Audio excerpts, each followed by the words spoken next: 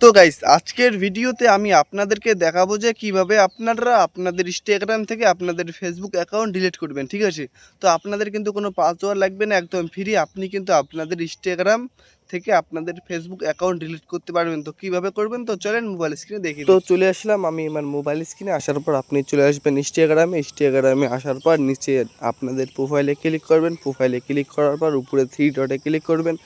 Three ডটে click করে দেওয়ার পর এখানে দেখবেন যে উপরে আসবে অ্যাকাউন্ট সেন্টারে ক্লিক করবেন। তারপর নিচে ম্যানেজ অ্যাকাউন্টস এই অপশানে ক্লিক করবেন।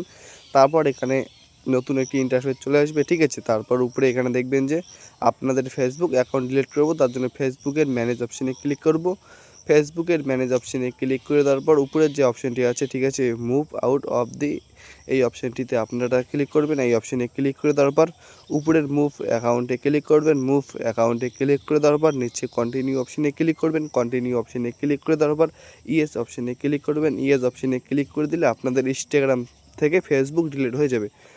তো গাইজ আপনারা কিন্তু দেখতে পাচ্ছেন আমার কিন্তু ফেসবুক কিন্তু ডিলিট হয়ে গেল। ঠিক আছে, আপনারা কিন্তু দেখতে পাচ্ছেন প্রথমে কিন্তু এখানে 3টি অ্যাকাউন্ট ছিল, এখন কিন্তু এখান থেকে আমার ফেসবুক অ্যাকাউন্টটি ডিলিট হয়ে গিয়েছে। তো গাইজ এই ছিল আজকের ভিডিও।